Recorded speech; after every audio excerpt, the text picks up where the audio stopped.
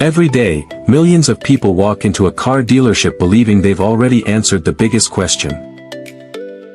Can I afford this car? And almost every time, they arrive at the exact same conclusion. They don't calculate the total cost. They don't compare long-term expenses.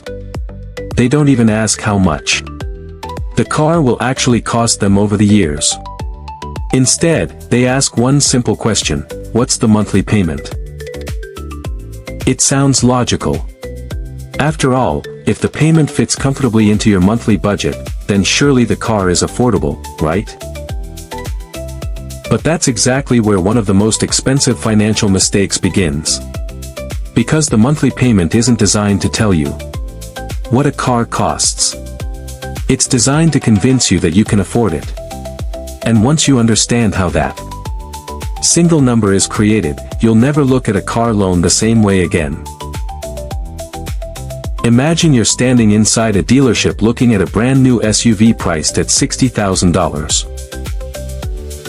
You hesitate for a moment, expecting the payment to be impossible. Then the salesperson smiles and says, "We can get that down to just $700 a month." Suddenly the car doesn't feel expensive anymore. $700 sounds manageable. Maybe it's only a little more than what you're paying now. Maybe it's worth stretching your budget. But what the salesperson doesn't mention is that the payment became smaller. Because the loan became longer. Instead of paying for the vehicle over 4 years, you're now financing it for 7. Or even 8 years. The payment shrank, but the total amount you'll hand over to the bank quietly exploded. This is where most buyers stop thinking. The monthly payment becomes the only number that matters, while every other cost disappears into the background. But cars don't simply cost the amount written on the window sticker. They continue charging you long after you've driven off the lot. Every mile you drive adds fuel costs. Every year increases insurance premiums. Maintenance bills slowly replace the excitement of ownership. Tires wear out. Brakes need replacing. Registration fees arrive every year. If the vehicle is expensive, every repair becomes expensive too. The purchase price is only the beginning of a financial relationship that could last nearly a decade. Now let's imagine two different buyers. The first chooses a luxury SUV because the monthly payment fits their budget. The second buys a reliable sedan, costing half as much. At first glance, the difference doesn't seem dramatic. Maybe one payment is only a few $100s higher each month. But over the next 7 years, the gap grows larger and larger. The luxury owner spends thousands more on insurance because expensive cars cost more to repair. Fuel consumption quietly drains hundreds of extra dollars every month. Premium tires wear out faster and cost twice as much to replace. Routine servicing requires specialized parts and technicians. By the end of ownership, the luxury vehicle may have cost tens of thousands more than its original price difference suggested. The monthly payment never showed any of that. Then comes depreciation, perhaps the most invisible expense of all. Unlike a house, most cars don't become more valuable with time. The moment a new car leaves the dealership, part of its value disappears forever. During the first few years, depreciation often becomes the single largest cost of ownership, yet it's the one expense nobody writes a check for. It simply happens silently.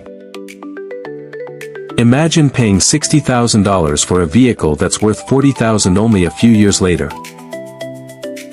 $20,000 didn't buy extra comfort or better performance anymore.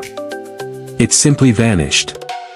And because that loss happens gradually, most owners never truly notice it. This creates another dangerous trap. Many people believe they're building wealth because they're making every payment on time. In reality, they're often paying off a loan faster than the car is holding its value. For years, they may owe more money than the vehicle could actually be sold for. Financial experts call this being underwater on a loan. If the car is stolen or totaled during that period, insurance may not cover the entire loan balance. Suddenly, you're making payments on a car that no longer exists. The system quietly encourages this cycle because dealerships, lenders, and manufacturers all benefit when buyers focus only on affordability today, instead of ownership tomorrow. Longer loans create lower monthly payments, which allow more expensive vehicles to feel accessible. More expensive vehicles generate larger profits. Larger loans generate more interest income for banks. Everyone involved benefits from stretching the payment over more years, except the buyer, who ends up paying thousands more in total. But here's the question almost nobody asks before buying a car. What could that money have done instead? Imagine the difference between a $700 payment and a $400 payment. $300 doesn't seem life-changing in a single month. But invested consistently over many years, that same difference has the potential to grow into tens or even hundreds of thousands of dollars, depending on returns and time. The car slowly loses value every year while the investment has the opportunity to grow. One decision quietly moves your money away from you. The other gives it a chance to work for you. This doesn't mean buying an expensive car is always a mistake. If your income is exceptionally high, your savings are healthy, your investments are growing, and the purchase doesn't slow your financial goals, then choosing a luxury vehicle may simply be a lifestyle decision. The problem begins when people buy a lifestyle using borrowed money they haven't earned yet.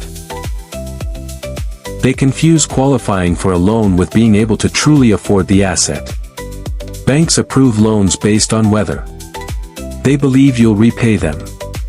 They don't ask whether the purchase is helping your future. So how much car can you actually afford? The answer has almost nothing to do with the monthly payment.